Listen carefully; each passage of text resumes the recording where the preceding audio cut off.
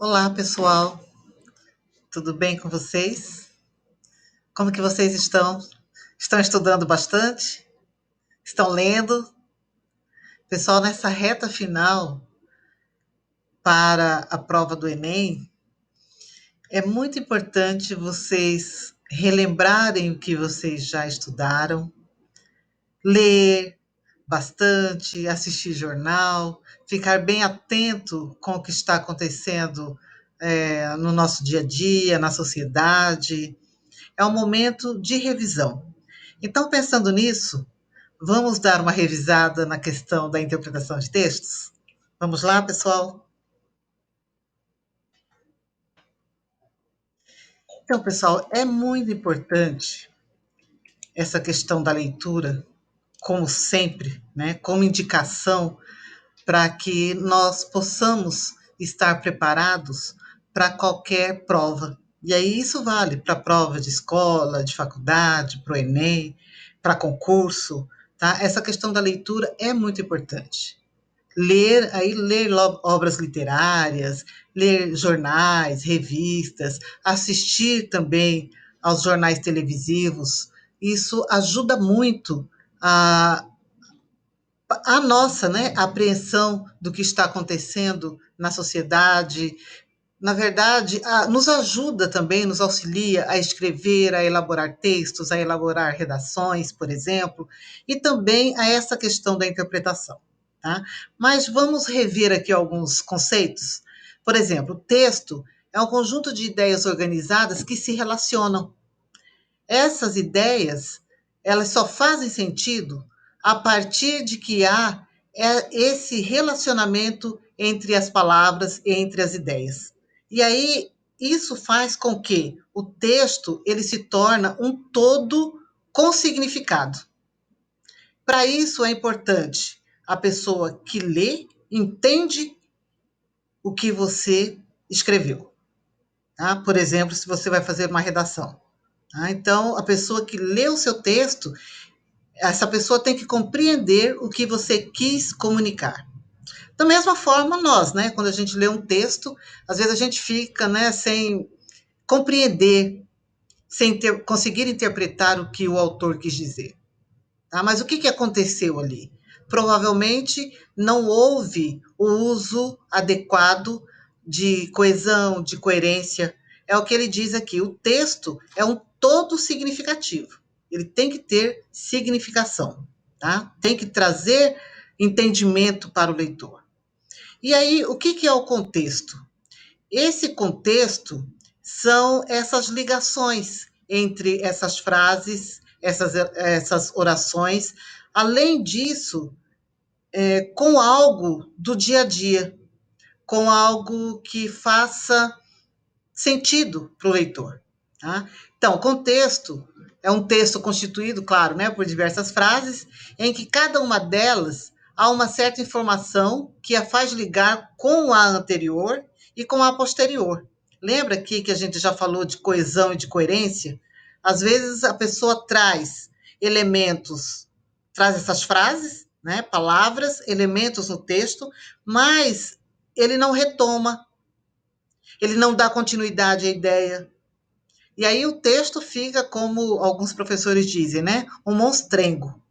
Além dessa questão contextual aqui do texto, especificamente, o que eu disse já anteriormente, é importante a gente estar atento. Esse texto, ele me remete a alguma coisa do dia a dia? Ele me remete a algum fato?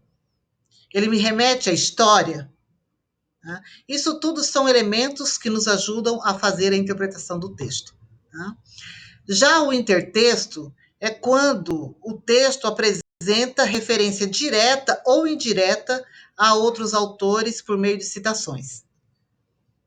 E aí, quando a gente vai elaborar, por exemplo, uma redação, falando aqui novamente na redação, é importante você, sempre que usar uma citação, uma oração ou frase de algum autor, é importante você referendar. Segundo o autor fulano de tal, tá? Não esqueça de fazer essa referência. Ou então, você faz uma releitura, faz uma interpretação e usa suas palavras. Mas se você usou autor diverso, outros autores, tem que fazer interpretação e tem que fazer a citação. Tá? Essa interpretação é no sentido de interpretar, né, o que o autor está dizendo, mas se você faz uma citação direta, se você cita a oração, a frase do autor, é importante citar. Tá? Não esqueçam disso. Por exemplo, nas redações do Enem, eles dão os textos motivadores, dão algumas máximas, né? Algumas frases, algumas orações. Você pode até usar essas orações que eles deram como texto motivador.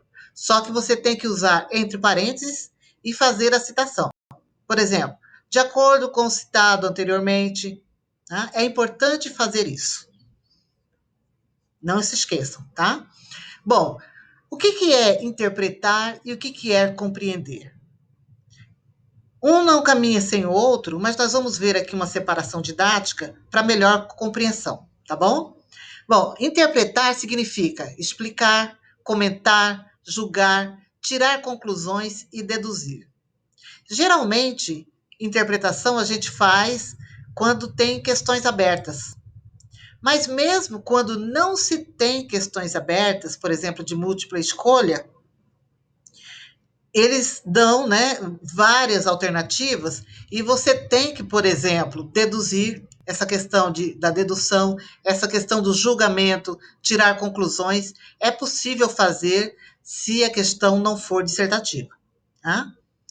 Então, alguns enunciados nos encaminham para essa questão da interpretação. Por exemplo, após a leitura do texto, infere-se que, né, é possível deduzir que o autor permite concluir, ou para alguns concursos, por exemplo, e o Enem traz bem essa especificidade, ele não usa muito o autor, né? Ele usa o texto. Então, o texto permite concluir que a intenção do autor ao afirmar que. Então, são enunciados que nos remete à questão da interpretação. Tá? Então, novamente, interpretar é explicar, comentar, julgar, tirar conclusões e deduzir. E aí, compreender. O que é a compreensão? Né? Às vezes o professor fala assim, vamos fazer a compreensão do texto. Mas compreensão e interpretação não é a mesma coisa? Né? Então, compreensão significa intelecção, entender. Quando a gente fala intelecção, nós estamos usando o nosso cérebro, o nosso entendimento. Atenção ao que realmente está escrito. E alguns enunciados nos encaminham, assim como na interpretação, para a linha, né, ou a temática da compreensão. Então, o texto diz que, é sugerido pelo autor que, é sugerido pelo texto que, de acordo com o texto, é correta ou errada a afirmação. Essa sentença aqui é muito comum cair no Enem. Tá? De acordo com o texto, é correta ou errada a afirmação. O autor afirma. Então, são enunciados que nos remete a essa questão de entendimento. Tá? Lembra lá que na interpretação é muito importante essa questão de julgar, tá? Essa questão, olha, de julgar e de tirar conclusões. Já que na compreensão, você vai entender o que o texto está querendo passar. E aí, somente com a leitura, pessoal, e com treino, que a gente consegue fazer essa distinção. Ou que a gente consegue fazer a compreensão e fazer também a interpretação do texto. À medida que a gente lê, à medida que a gente dialoga com o texto, a gente consegue fazer essa interpretação e essa compreensão de forma tranquila. Né? E não se esqueçam que sempre que for ler um texto, além dessa questão do próprio texto nos encaminhar para algumas compreensões, podemos dizer assim, tá? O próprio texto, é importante você também fazer essa relação com o que está acontecendo no nosso dia a dia, com a nossa história, com o nosso passado, com o nosso presente. Tá? É importante fazer essa ligação.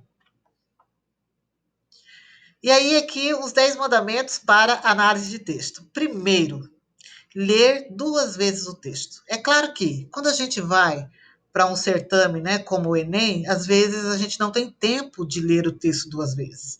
Mas isso aqui é importante.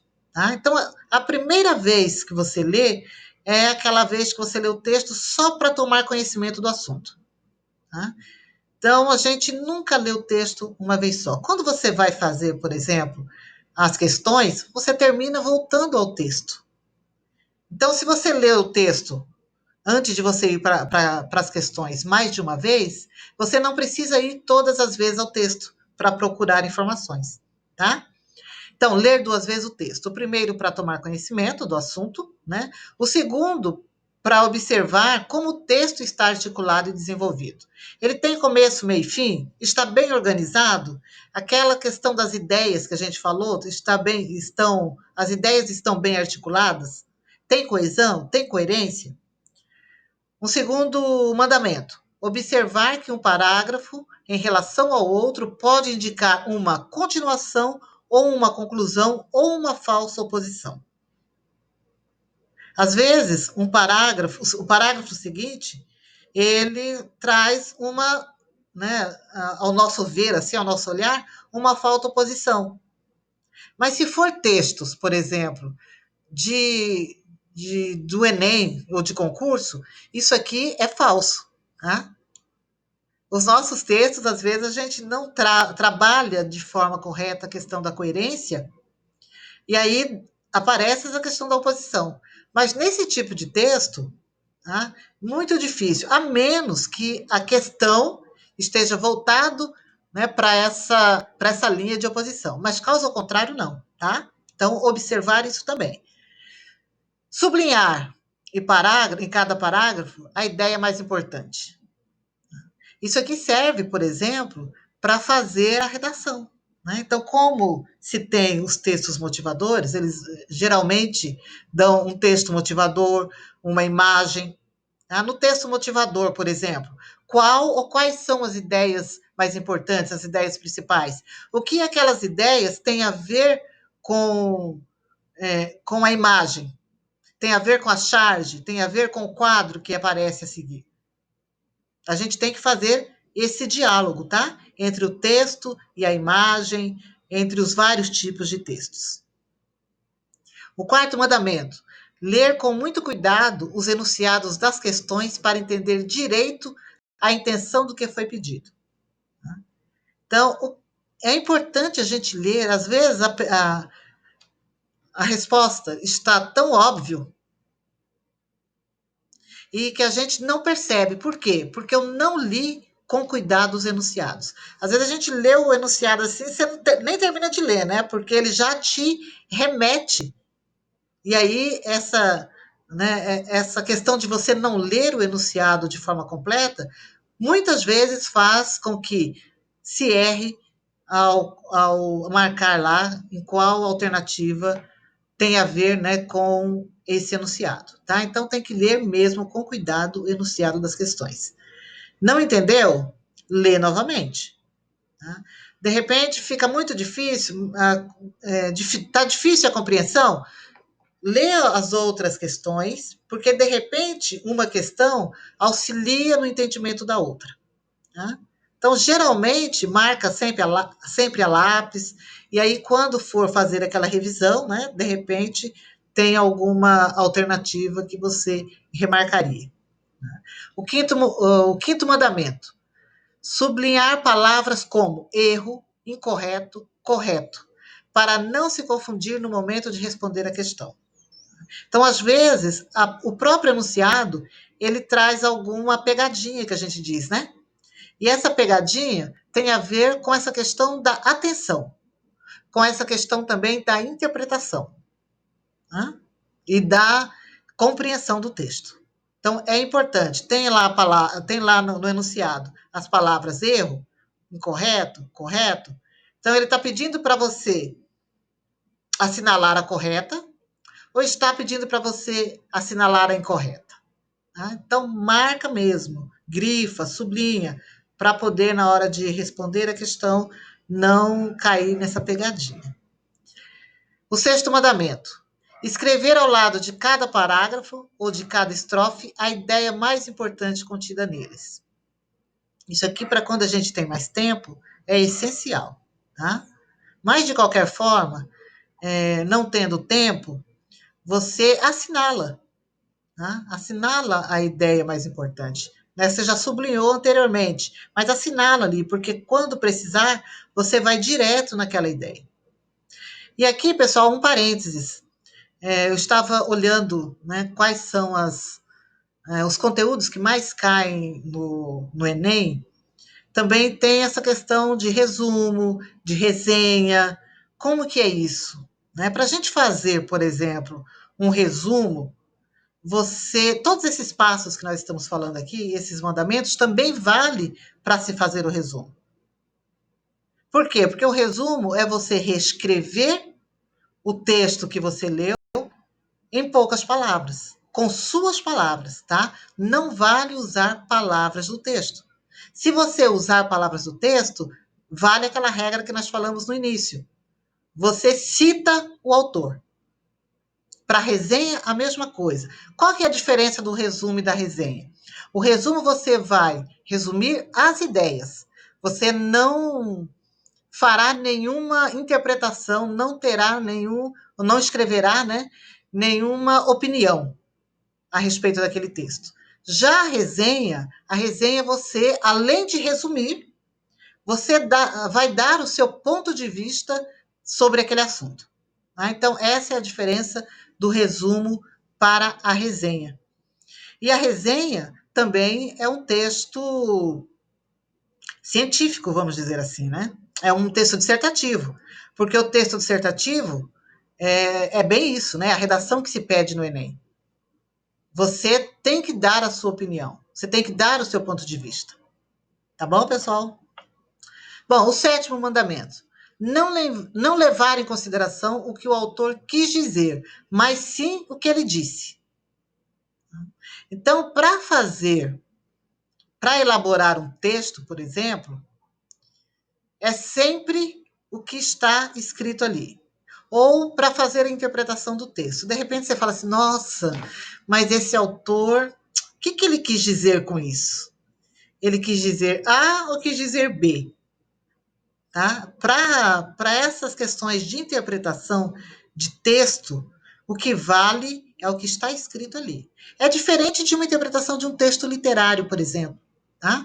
A interpretação de um texto literário, aí sim, você pode trazer outros elementos. Você pode e deve fazer uma interpretação levando em conta o que talvez o texto está querendo dizer. Mas, para efeito de Enem, para efeito de alternativas, tá? É nunca o que o autor quis dizer. Nunca essa questão da gente ficar elaborando. E sim o que está escrito ali na alternativa e o que está escrito no texto. Tá bom? O oitavo mandamento. Se o enunciado mencionar tema ou ideia principal, deve-se examinar com atenção a introdução ou a conclusão.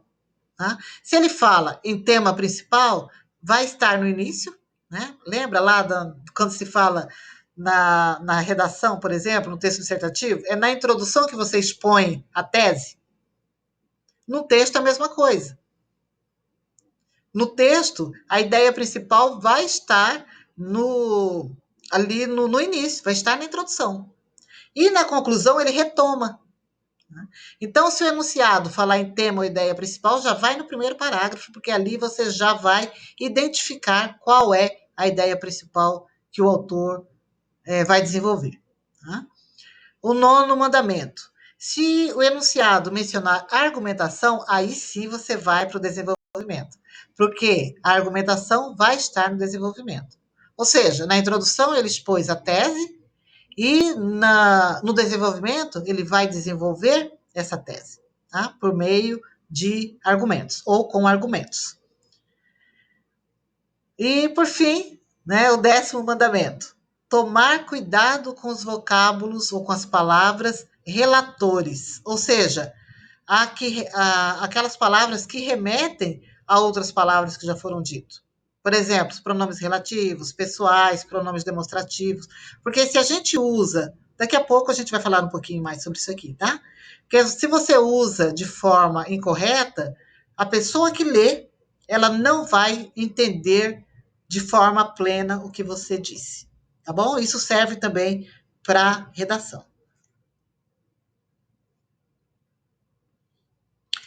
Bom, a compreensão do texto, ele consiste, então, em analisar o que realmente está escrito, ou seja, coletar dados do texto.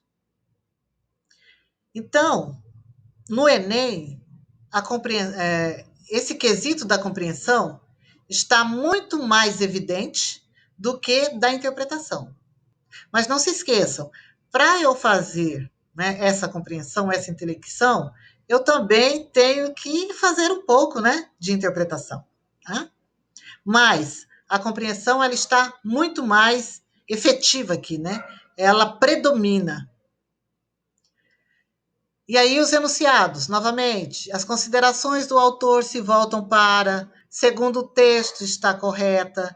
Então, além daquelas anteriores que nós dissemos, estas daqui também aparecem muito, tá? De acordo com o texto, está incorreta. Tendo em vista o texto é incorreto ou correto. Tá? O autor sugere ainda, de acordo com o texto é certo, o autor afirma que, né? Então, esses elementos nos direcionam para a questão da intelecção do texto, ou seja, coletar dados desse texto. E aí, tá vendo a importância de você ler o texto mais de uma vez? Às vezes a gente fala assim, nossa, eu vou perder tempo, né, lendo esse texto duas vezes. Não vai. Por quê? Porque as alternativas, as questões, requerem que você vá ao texto buscar essas informações. Então, se você lê o texto mais de uma vez, de certa forma você já tem essas informações, tá? Bom, com relação à leitura, quais os nossos principais erros? Mesmo um texto motivador. Quais são os nossos principais erros? Tá? Extrapolação. Lembra que nós falamos que a gente tem que centrar no que o texto está dizendo? Quando eu faço uma viagem, né, quando eu começo a imaginar o que o autor quis dizer, a gente não vai acertar lá na hora de marcar a alternativa, tá?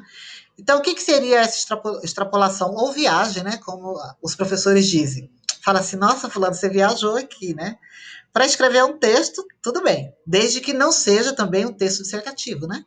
Um texto narrativo, por exemplo. Você pode e deve usar essa viagem, né?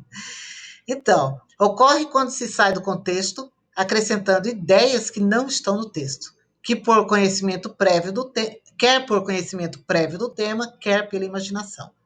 Então, de repente, né, cai um texto lá na prova de um tema que eu já conheço. Né? E aí o texto diz desenvolve um ponto, mas eu também conheço outros pontos desse texto. Tá? E eu tenho que ter cuidado com relação a isso. Ele está falando especificamente daqueles pontos e não dos que eu conheço. Tá? Então, tem que ter cuidado aqui com relação a essa questão da extrapolação. Um outro erro muito comum é a redução, que seria o oposto da extrapolação. Tá? É quando ele traz, por exemplo, vários aspectos e você considera apenas um, esquecendo dos demais. Tá? Isso também a gente tem que ter cuidado. Um outro ponto é a contradição. Então, quando o texto apresenta ideias contrárias, por exemplo, à minha, eu posso tirar a conclusão equivocada. Então, mais uma vez, não se esquecendo, a conclusão tem que ser em cima do texto escrito e não do meu conhecimento, e não da minha ideia anterior, tá? Sobre o assunto. É claro que aqui a gente percebam que nós estamos limitando para um certame, né, que no caso é o Enem, e serve também para alguns concursos, né? Mas Se a gente for, por exemplo, se são questões abertas ou questões dissertativas, essa questão das ideias que eu trago da minha vivência, do meu dia a dia e da minha convivência com o social, elas são bem-vindas. Desde que são ideias que eu as use, né, para consubstanciar o que eu vou escrever. Tá? Mas cuidado com essa questão das contradições, no sentido de que eu penso alguma coisa referente àquele assunto que a gente está lendo, e a minha concepção, a minha percepção é diferente da do autor. Tá? Então, cuidado com isso. Vocês conhecem essa música do Chico Buarque? É uma música belíssima. Sabe, música boa? É essa aqui. Conhecem? Amor daquela vez como se fosse a última. Bom, não vou cantar, né? Porque não é o caso aqui. Mas eu vou ler para vocês. Amor daquela vez como se fosse a última. Beijou sua mulher como se fosse a última. E cada filho seu como se fosse o único. E atravessou a rua com o seu passo tímido. Subiu a construção como se fosse máquina. Ergueu no patamar 4 paredes sólidas, tijolo com tijolo no desenho mágico. Seus olhos embotados de cimento e lágrima, sentou para descansar como se fosse sábado. Comeu feijão com arroz como se fosse um príncipe. Bebeu e soluçou como se fosse um náufrago. Dançou e gargalhou como se ouvisse música. E tropeçou no céu como se fosse um bêbado. E flutuou no ar como se fosse um pássaro. E acabou no chão feito pacote flácido, agonizou no meio do passeio público, morreu na contramão atrapalhando o tráfego. Com certeza, vocês já fizeram interpretação, já fizeram compreensão dessa música do Chico Buarque. Né? Além da beleza musical, vamos dizer assim, ela tem. É um poema, né? É um poema, a gente pode dizer que é um poema musicado. Né? Para quem gosta de literatura, para quem gosta de estudar poesia, tem aqui as rimas, tem também as sílabas poéticas, tudo muito organizado nesse texto. Bom, nós falamos de extrapolação, né? Então, fatores que prejudicam a compreensão. Por exemplo, ser capaz de inferir dados não apresentados no texto de forma direta faz parte da interpretação, que a gente falou, né? Mas é inadequado fazer afirmações para além do que está exposto no texto, sem que mantenha um vínculo lógico com a fonte, que seria aqui no caso o próprio texto, a própria música. Dar afirmações sem ter base nas informações presentes no texto é extrapolar a leitura. Exemplo, declarar que a música fala de um homem que estava com uma doença terminal. Em momento nenhum, né? Diz isso. E se despedia da família antes de ficar cego, devido à enfermidade, é apresentar uma compreensão exagerada do texto. Não tem nada a ver. Que realmente viajou mesmo, né? Em nenhum momento da passagem, né, da música, do texto, fica claro que o personagem tem uma doença terminal. Ao contrário, ele morreu de outra coisa. Mas não, né, que ele estava, ou pelo menos, né, o texto não fala que ele tinha uma doença terminal. De repente a gente fala assim, olha, mas ele foi trabalhar, ele tinha uma doença grave, aí ele bebeu, ficou pensando na doença. Ali no texto não fala que ele tinha uma doença. Né? E aí caiu lá do prédio, ou se jogou. Para uns ele, né, se jogou do prédio, para outros ele teve um acidente. Mas o que o texto efetivamente diz? Tá? A compreensão, ela pede isso, tá bom? E aí a redução, o exemplo. Considerar que o personagem que executa as ações expressas na letra da música, construção, é um alcoólatra apenas pela leitura das informações. Bebeu e soluçou como se fosse um náufrago. Dançou e gargalhou como se ouvisse música. E tropeçou no céu como se fosse um bêbado. Então, provavelmente, né, era sábado, né, ele sabia que ia ser final de expediente, ia, né, como diz o outro, sextou, sabadou, né? Então poderia beber um pouco. Provavelmente, né, ele bebeu e aconteceu um acidente. Né? Mas em nenhum momento se diz, né, no texto que o personagem era um alcoólatra. Tá? Então, essas são os exemplos, né, da redução e da extrapolação. E a contradição tem a ver, né, com o oposto. Exemplo, afirmar que o personagem encontra-se vivo ao final do relato ou do relatado é contradizer aquilo que foi informado diretamente no último verso. Morreu na contramão, atrapalhando o tráfego. Então, o cara caiu, né, do edifício, de repente você fala, mas ele não morreu. Mas no texto diz que sim. Tá? Então, cuidado. A gente tem que ter muito cuidado com a leitura e com o que o texto está trazendo, com o que o texto está dizendo. Tá? Quando a gente tem esse cuidado, fica muito mais fácil fazer as questões, completar as alternativas. Né? Lembra lá da questão do raciocínio lógico? O português, ele trabalha muito essa questão do raciocínio lógico. Às vezes a gente acha, né, que só matemática, física, que trabalha com raciocínio lógico, no português trabalha muito com raciocínio lógico. Né? Bom, e aí a questão da coesão e da coerência textuais nos ajudam, por exemplo, a perceber essa evolução do texto. A evolução no sentido de que o assunto está evoluindo, está sendo complementado. Né? São esses elementos que ajudam a gente a perceber isso. E aí, pessoal, quando for escrever uma redação, tomar muito cuidado também com o uso de conectivos, com o uso de coesão. Por exemplo, se você usa um conectivo de conclusão e você não está concluindo a ideia, quem lê vai falar assim, ué, o que está acontecendo aqui nesse texto?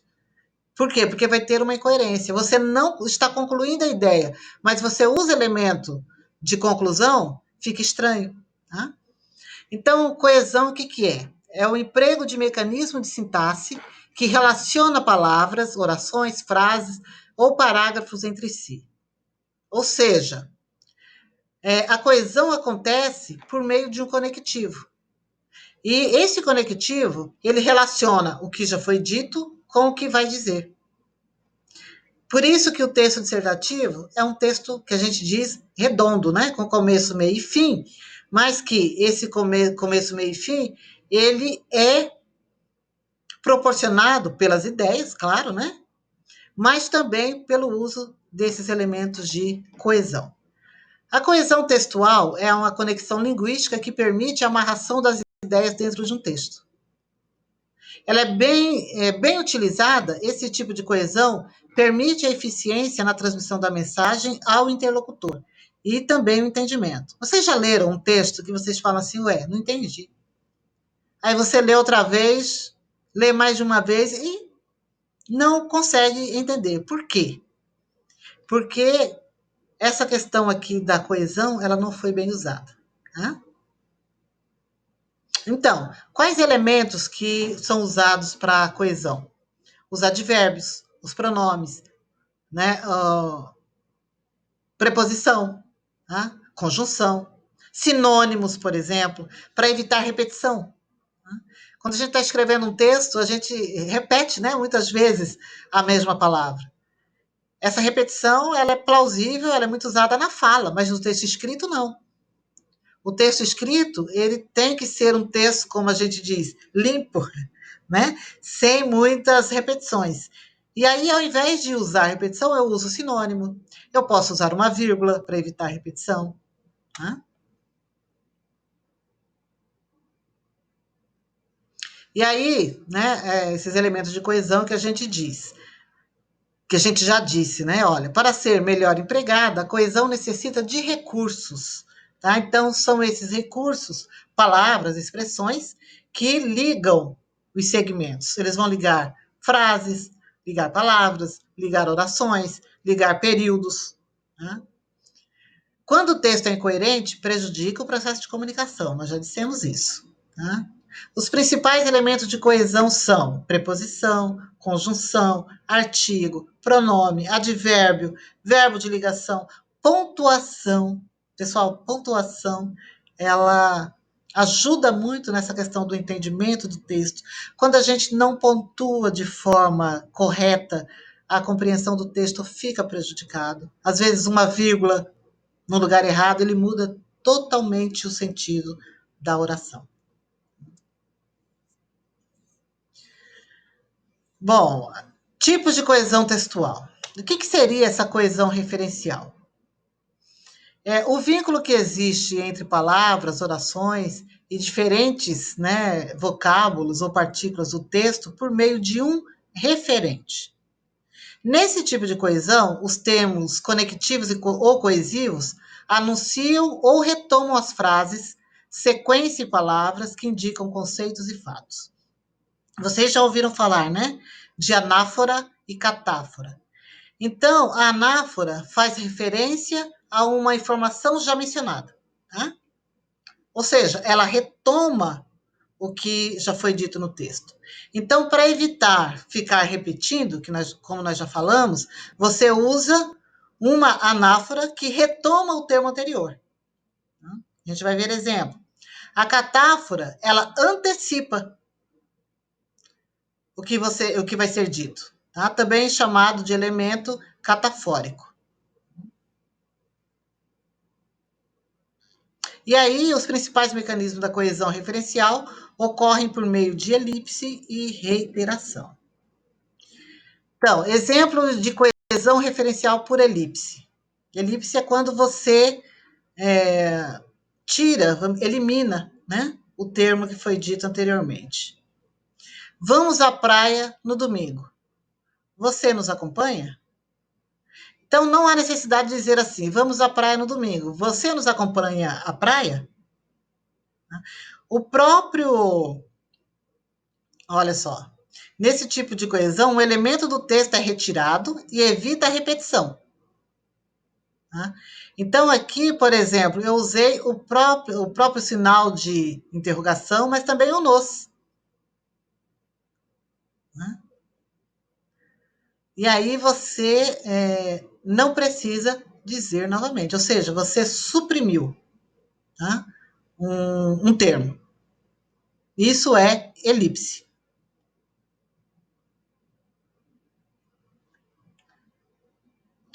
A coesão sequencial é a maneira como os fatos se organizam no tempo do texto.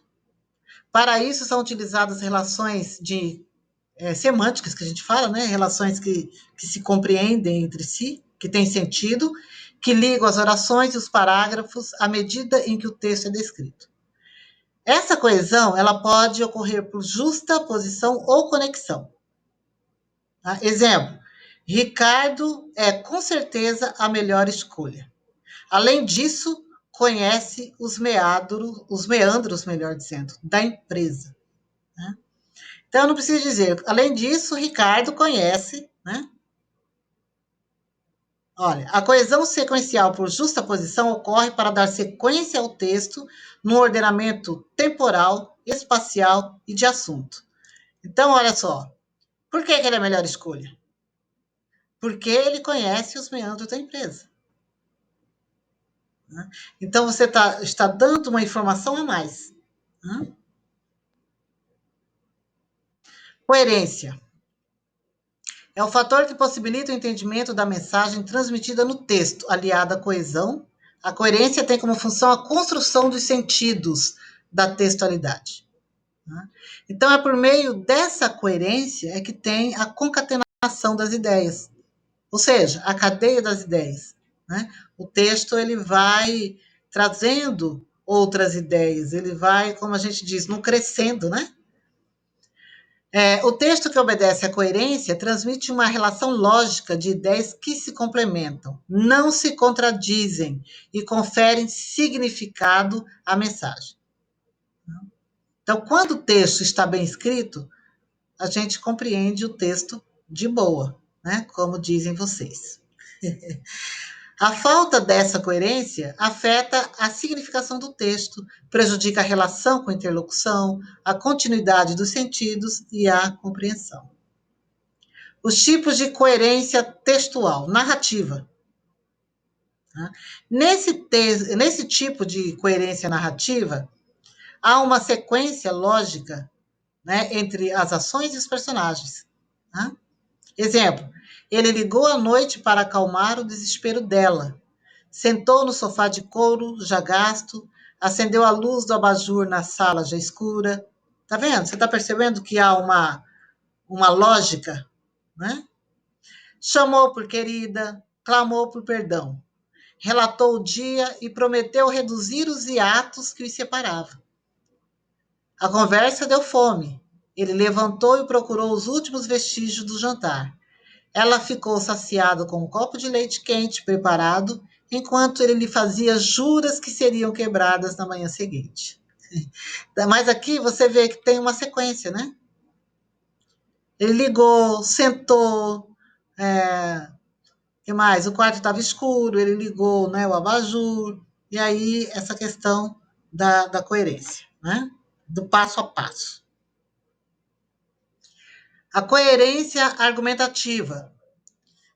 São apresentados opiniões, exemplos e dados para dar sustentação ao argumento, né? Aos argumentos e, claro, que também sustentar a conclusão do texto. Tá? Exemplo: a violência escolar é um problema que envolve toda a comunidade, do núcleo familiar ao convívio em sociedade. É o Estado, contudo, o responsável por oferecer as condições necessárias para a redução do problema até a sua quase eliminação. Um outro exemplo com esse mesmo tema. Cabe à sociedade interferir para que o Estado desempenhe de maneira satisfatória o seu papel e evite que problemas como a violência na escola prejudiquem o desenvolvimento da comunidade. Em suma, o problema só terá fim com o envolvimento conjunto da sociedade e Estado. Tá? Então, você vê que são 2 parágrafos falando sobre a violência na escola.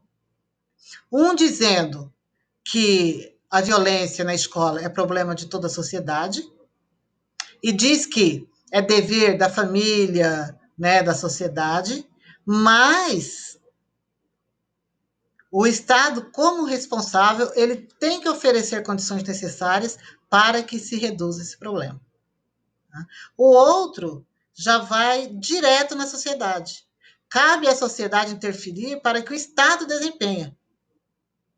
Então, está vendo que são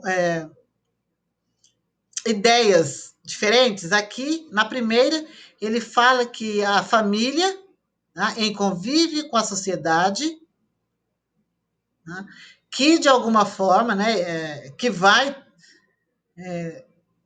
trabalhar na redução desse problema, embora o Estado seja responsável. Mas aqui, no segundo parágrafo, ele já fala que a sociedade ela tem que cobrar o Estado. Então, vocês percebem? O mesmo assunto escritos de formas diferentes. Né? Coerência descritiva. Nesses textos, é promovido um retrato de pessoas, ou das pessoas, coisas e ambientes, com detalhes sobre suas particularidades. São usadas figuras que condizem com a cena, o ambiente, o tempo onde estão situados os personagens e os acontecimentos. Exemplo: fazia tão calor naquele dia que as roupas pareciam aderir à pele. Cada passo na calçada era um desafio ao bem-estar devido à temperatura do ladrilho. Mesmo assim, saiu mais cedo e foi fazer as compras de aniversário para a surpresa da noite. Nem mesmo o calor seria suficiente para impedir a festa. Tá vendo como essa questão da descrição? Ele fala que estava tão quente, e aí ele começa a dizer por que essa sensação de calor. E nós que estamos lendo, quando ele fala, nossa, estava quente mesmo, né? As roupas estavam aderindo, estavam grudando na pele da personagem, tá vendo? Então, são elementos que aparecem, né? Como coesão, vamos dizer assim, que faz com que a gente perceba o que se está querendo comunicar naquele texto. E aí são princípios da coerência textual, não contradição. Tá? ocorre quando as ideias não se contradizem e a lógica do texto não é interrompida. Então, o texto tem uma lógica. O princípio da não tautologia, o que, que é isso? Evitar repetição. Então, ocorre quando o mesmo termo não é repetido exaustivamente, prejudicando a mensagem e tornando o texto inteligível. Às vezes a gente usa sempre, né, as mesmas palavras que, né, torna repetitivo, torna cansativo. Por quê? Porque você não inova, né, não traz outras palavras, não traz sinônimos. O princípio da relevância ocorre quando o interlocutor percebe a obediência, a relação de ideias com uma sequência, não a quebra. Né? Quando o ordenamento é incorreto, ainda que as mensagens tenham significados isolados, a compreensão do sentido do texto é prejudicada. Isso aqui serve muito, pessoal. Aliás, todos eles, né? Mas esse último aqui, o princípio da relevância, é muito importante para a escrita da redação. Né?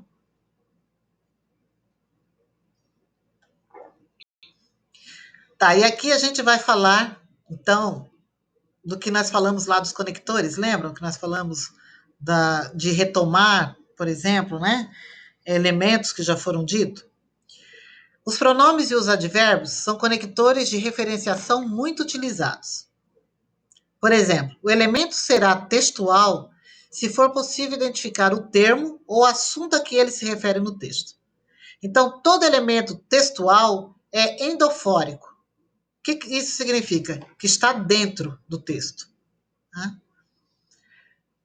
E os endofóricos classificam em anafóricos. Lembra lá da anáfora? Então, voltamos aqui. A anáfora tem a ver com esse elemento próprio do texto.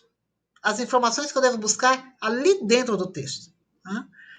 Então, os anafóricos referem-se a termo, informação anterior a ele. Por exemplo, a crise política gerou crise social e isso afetou as relações internacionais. Isso aqui é um pronome demonstrativo. Mas isso também é um elemento endofórico. Por quê? Porque está retomando a crise política. Hã? Está retomando. A crise política gerou a crise social. E isso afetou as relações internacionais. Tá? Então, essas crises aqui, tanto a política quanto a social, afetou as relações internacionais. Para evitar eu dizer a crise política e a crise social, aí eu coloco vírgula. No entanto, a crise política e a crise social afetaram. Tá? Então, para evitar eu repetir, né, tornar-me repetitiva, eu usei esse elemento anafórico que retomou o anterior. Tá? Por exemplo, no Brasil, há muitas injustiças sociais. Aqui é onde? No Brasil. A justiça é cega. Então, a gente usando esses elementos, o texto fica um texto limpo, compreensivo e sem repetição. O outro, olha, o livro que eu li é ótimo. Esse que relaciona, lembram lá das subordinadas? É bem isso aqui, né, pessoal? Então, o livro que eu li é ótimo. Esse que está relacionado ao livro. Né? E aí, o outro elemento, catafórico, que se refere a termo posterior. Por exemplo, a realidade do país é esta. Qual a realidade? O caos social. Né? Então, ele se refere a termos ou informações, né, ou informação que será trazida a seguir. Além disso, pessoal, tem o elemento situacional, que é considerado de esofórico, ou seja, fora do texto. Tá? A catáfora e a anáfora são elementos que estão ali dentro do texto. Tá? Esse situacional, ele é esofórico, ou seja, ele está fora do texto. E aí são elementos extralinguísticos e são classificados como Deiticos ou deixes. Não se identifica a que termo e informação o elemento faz referência. Por exemplo, não faça mais isso. Isso o quê? Né? Não tem termo anterior. Então, nesse caso aqui, a gente só vai compreender se tiver um contexto. Se tiver um contexto, eu vou saber a que se refere. Se não tiver um contexto. Então, de repente, nós estamos escrevendo um texto e usamos termos dessa natureza. Vocês entendem? Que a pessoa que vai ler vai ficar sem saber o que você está querendo dizer? O outro exemplo. Lá faz muito frio. Lá onde? No Rio Grande do Sul? Na França? Nos Estados Unidos? Onde?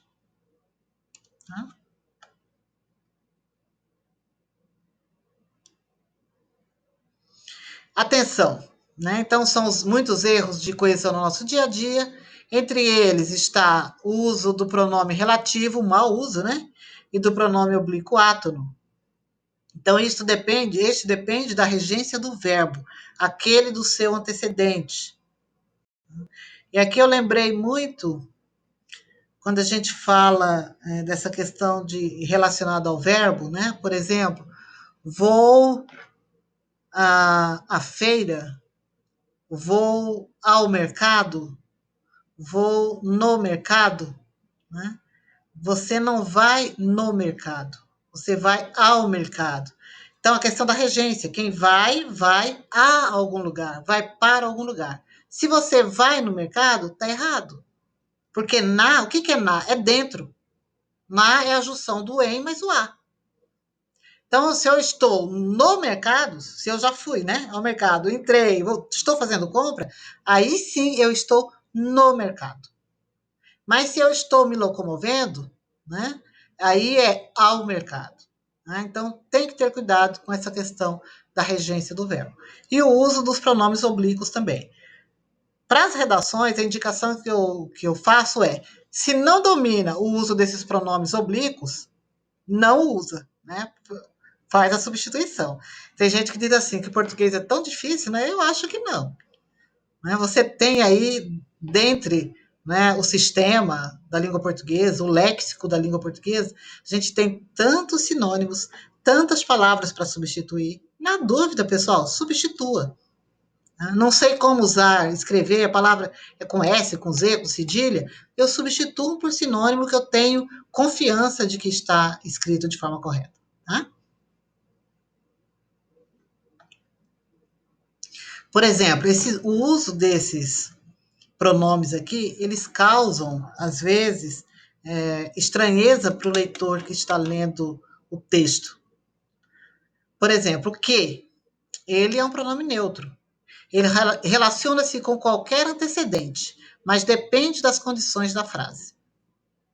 Tá? A gente vai, eu acho que trouxe um exemplo aqui para vocês, tá? Então, ele relaciona. Pode relacionar com sujeito, né, nomes, né, vamos dizer assim. Pode relacionar com substantivo que não seja nome próprio. Tá? O, qual e a qual. Ele é neutro, é a mesma coisa do que. Tá? Quem está relacionado à pessoa. Sou eu ou fui eu quem escreveu para ela, por exemplo. Tá bom? Cujo tem a ver com posse. Como, modo tem a ver com modo. Onde e aonde é lugar. Quando, tempo, quanto, montante. Por exemplo, os pronomes relativos são sempre elementos anafóricos. O café que eu fiz está delicioso. Ou seja, ele sempre retoma, né? Anafórico, porque ele retoma o termo anterior. O café que eu fiz está delicioso. Por exemplo, a mesa que eu arrumei ficou boa. Tá? Esta é a mesa sobre a qual deixei meu livro. Se é feminino, então eu vou usar o a. Tá? Este é o homem a quem pedi ajuda. Não é este é o homem ao qual pedi ajuda. Às vezes a gente usa muito, né? Então, este é o homem a quem pedi ajuda.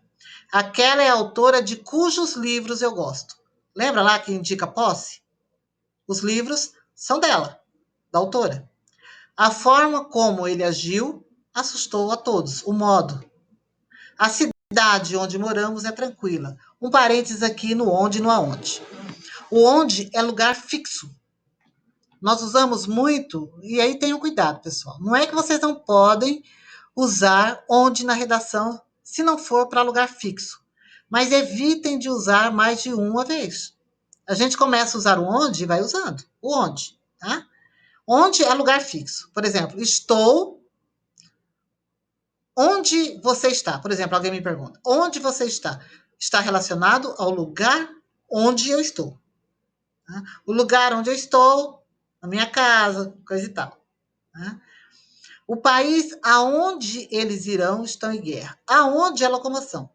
Então, por exemplo, João, aonde você vai? O João está saindo para ir para o mercado, por exemplo. Aí eu pergunto, João, aonde você vai?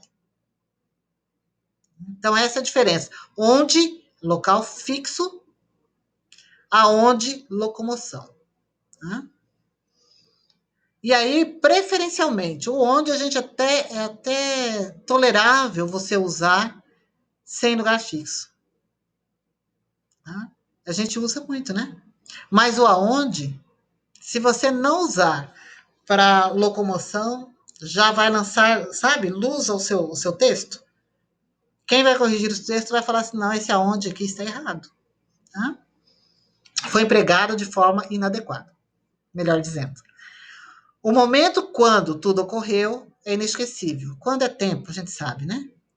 Compre tantos livros quantos você julgar necessário. Aqui eu estou falando de quantidade. Tá vendo? Eu posso usar esses elementos para evitar ficar repetindo. Esses elementos, eles dão fluidez à sua ideia, eles dão fluidez ao texto, dão melhor compreensão ao seu texto. E além disso, pessoal, a gente não pode esquecer dessa questão da significação das palavras também. Então, quando falamos em significação das palavras, a gente lembra muito de literatura, né? Mas também na escrita ou nos textos que não sejam literários, a gente também tem que perceber, tem que ficar atento a essa questão da significação das palavras. Então, às vezes, e dá um certo problema. Por quê? Porque se você não está no contexto e alguém diz uma determinada palavra, por exemplo, se eu digo assim, o meu pincel estragou. Você pode pensar em vários tipos de pincel. Por exemplo, pincel de maquiagem, pincel para passar blush, pincel para arrumar a sobrancelha, pincel para escrever no quadro branco, pincel para pintar. Tá? Então, tá vendo como que a gente tem dificuldades aí quando você não está no contexto, não está contextualizado? E aí a gente diz que a palavra, que a gente fala que é um signo, a palavra ou signo, ele é arbitrário. Tá? Porque uma coisa é a palavra, a outra coisa é o que a palavra nos remete. Tá? A compreensão ou o significado que a palavra nos dá. E isso tem a ver com semântica. Às vezes a gente, não sei se vocês já ouviram, eu já ouvi muito, ouço muito, eu falar algo para alguém que é diferente, né, do que a pessoa pensa diferente de mim, e aí ele diz assim, isso é uma questão de semântica. Ou seja, é uma questão de significado, né? É uma questão de compreensão. Né? Então, quando a gente fala numa palavra, por exemplo, ela tem esse significante, que é a palavra escrita, e o significado, que é o sentido da palavra. Né? Então, por exemplo, se eu pego aqui a palavra minigramática. Tá? A palavra minigramática. O que está escrito é significante. Quando eu falo em mini gramática, a gente já lembra um monte de coisa, né? A gente fala assim, nossa, aqui deve ter um resumo de todas as regras gramaticais do português. Ou então, alguém diz assim, não, ela só é menor que a outra, a letra é menor. Perceberam essa questão do sentido? Aí a gente pega o livro pequenininho, né? Tipo livro de bolso, maior um pouco, mas ele é mini no sentido de que ele é menor, as letras menores. Porque tudo que tem nessa gramática tem naquela também, dessa grossura, tá? Então, significante tem a ver com palavra e significado tem a ver com o sentido que essa palavra nos remete. A gente vai falar já já de denotação e conotação para vocês relembrarem também. Então, a semântica tem a ver com o estudo do significado. E aí, em todos os sentidos do termo. De alguma forma, podemos dizer que a semântica opõe-se à sintaxe. O que é a sintaxe? A sintaxe é a função que uma determinada palavra, ou que o grupo, né, de palavras, tem ou exerce na oração. Né? Por exemplo, sujeito. Qual que é a função do sujeito? Qual que é a função do predicado? Aí isso a gente está falando aí de sintaxe. Né? Bom, então, para conhecer o significado das palavras, deveremos estudar os sinônimos, os antônimos, os homônimos, os parônimos, os hiperônimos, os hipônimos, tá? Nós vamos falar, acho que brevemente, só dos sinônimos e antônimos. Os parônimos, é bom vocês darem uma olhada também, tá? Os homônimos, para vocês relembrarem, tá? Bom, o processo de sinonímia constitui, né, por palavras com significados semelhantes. E aqui, pessoal, um parênteses. Quem está estudando há mais tempo para o Enem, regularmente vai ao dicionário, né, para adquirir mesmo mais palavras, né, mais vocábulos, vamos dizer assim, ou ter um vocabulário maior. Só que cuidado, nem sempre os sinônimos eles cabem naquele contexto. Então, esse é o cuidado que a gente tem que ter. Então, de repente, eu tenho uma palavra, eu tenho 10 sinônimos para aquela palavra. Mas qual daqueles 10 sinônimos se adequa àquela oração que eu estou colocando? Tá? Então, cuidado aqui, tá bom? E o antônimo, claro, tem a ver com os sentidos opostos, tá? Aí eu falei que não tinha trazido os homônimos, né? Mas eu trouxe. Bom, o processo de homonímia tem a ver com grafia e ou fonética. Então, escrita e som. Fonética, a gente está falando de som. As homônimas, elas podem ser homófonas.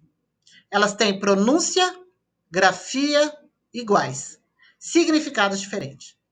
Então, nossa, isso aqui é complicado, né? Tem, olha, 3 formas de você escrever seção, por exemplo. Seção com 2 S, com cedilha, seção com C e com 2 S. Né? Então, isso aqui dá muito problema. Por quê? Porque às vezes a gente quer falar, por exemplo, de sessão de cinema, escreve sessão com cedilha. Tá? Sessão com cedilha é departamento. E essa sessão aqui com C e 2 S é de ceder. Por isso que eu disse para vocês, na dúvida, use outra palavra, tá? As homônimas homógrafas apresentam grafia igual, pronúncia e significados diferentes. E aí o significado é só na pronúncia, ou melhor, a pronúncia é só numa vogal mais aberta, numa outra mais fechada, por exemplo. O almoço e eu almoço.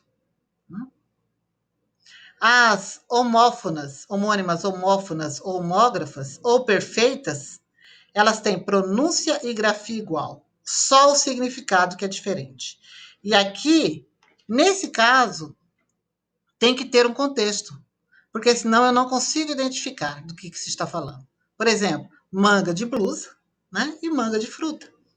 Então, só o contexto é que vai trazer essa especificidade. Os parônimos são palavras com grafia e pronúncia semelhantes e significados diferentes. Claro, né? Então, por exemplo, eminente, que é importante, e iminente, próximo de ocorrer. Hiperonímia são palavras com significado amplo em relação a outras com significado mais específico. Peixe é hiperônimo de sardinha e atum. Então, quando eu falo peixe, a gente lembra logo de vários tipos de peixe, né? Ele é um hiperônimo, tá? Hiponímia. Tá? É ao contrário, ó. É constituído por palavras com significados específicos em relação a outras com significados mais amplos. Pera e uva são hipônimos de frutas. Se eu uso só as frutas são gostosas, eu estou usando o processo de hiperonímia. Quais frutas? Mas se eu já falo delas, eu estou falando aqui de um processo de hiponímia. Tá bom? Relembraram? E aí, retomando, então, rapidamente, a questão da semântica lá, né? Da compreensão, da denotação e conotação. A denotação são aquelas palavras que nós usamos no nosso dia a dia, por exemplo, são as palavras de uso verdadeiro, de uso real. Tá? Já o sentido ou uso conotativo são aquelas palavras que têm um sentido figurado, fantasioso, metáforas e etc. Tá? Acontece muito nos textos, a conotação acontece muito nos textos literários. E aí é interessante essa questão da polissemia, né? São as várias significações que têm a ver com essa conotação, tá bom? Por exemplo, o ponto, a palavra ponto. Eu falo ponto, ponto final, ponto de cruz, para quem faz crochê, tricô, né, outras coisas aí com linhas. Ponto de ônibus. Vocês aí em Brasília, quando eu cheguei em Brasília, o pessoal falava parada. Claro que hoje eu já falo parada, né? Mas eu falava assim, o que é parada? Porque parada, para mim, é pessoa estática. Era pessoa estática. No meu estado, nós falamos ponto de ônibus. Né? E agora eu só uso parada, gente. Ponto de vista, né? Etc. Bom, e aí já estamos caminhando para a nossa revisão de hoje. As figuras de linguagem também são elementos que caem muito no Enem. Tá? Antes de falar um pouco nas figuras de linguagem, é claro que nós não vamos falar de todas, mas nas mais usadas, é importante vocês lembrarem e darem uma olhada nas questões de tipos e gêneros textuais. O que são os tipos textuais? Os tipos textuais são narração, descrição, dissertação e injunção. Esses são os tipos de textos, tipos textuais. Daqui a 80 anos, 50 anos, 60 anos, nós vamos estudar, né, ainda esses tipos de textos. Pode até ser agregado um ou outro, porque você sabe, né? A língua é muito dinâmica, o conhecimento é muito dinâmico, a ciência ela muda. Mas olha que eu venho estudando há muito tempo, né? E esses tipos textuais, desde lá de quando eu fazia o fundamental, né? Que ó, faz tempo a gente estuda narração, descrição, dissertação e injunção. Não mudam. Já os gêneros textuais, esses, né, eles são, segundo o Marcuski, ele vai dizer que são gêneros que, que se moldam à estrutura da sociedade. Eles são estáveis. Ou seja, muitos gêneros textuais já caíram em desuso. Por exemplo, a carta. Hoje você tem o WhatsApp, você tem o e-mail, né? Então, quase que não, né? Quase que nunca ninguém usa mais os tipos, é, os gêneros textuais, tá? E sim Hoje a gente usa esses gêneros digitais, né? E esses gêneros hoje eles estão em franca ascensão, tá? Eles estão em franca ascensão. E aí alguns caíram e vão cair em desuso ainda, tá? Mas o que é importante a gente saber dos gêneros textuais? Eles servem para compilar, vamos dizer assim, a nossa fala, a nossa comunicação. Então, por exemplo, propaganda é um gênero textual. Receitas, e aí médicas, receitas de culinária, são gêneros textuais. Tá? Pessoal, parece-me que parou de partilhar aqui, né, as figuras de linguagem, mas vamos lá rapidinho, então. As figuras de linguagem. O eufemismo, ele serve para suavizar a mensagem e para torná-la mais agradável ou menos ofensiva. Por exemplo, ele faltou com a verdade. Então, quando eu uso uma oração, uma frase, e não quero ir direto ao ponto, né? Não quero machucar a pessoa com quem eu estou falando, eu uso uma palavra mais suave. Eu suavizo, né, aquele termo. Isso é eufemismo. O hipérbole. Hipérbole é exagero. Por exemplo, tem aqui um texto, um trecho de uma oração de Augusto dos Anjos. Chorei bilhões de vezes com a canseira. Imagina, né? A pessoa, ou seja, morri de chorar, morri de rir, estou morrendo de cansado. Isso é hipérbole. A ironia. A ironia, ele indica, ele pode indicar, por exemplo, você buscar, né, de alguma forma, satirizar alguém ou alguma coisa por causa de um ato ou de um comportamento. Por exemplo, um trecho de Monteiro Lobato. A excelente dona Inácia era mestra na arte de judiar de crianças. Tá vendo? Ironia, né? Nossa, ela era excelente, mas judiava de criança. Como assim, né? Uma pessoa ser boa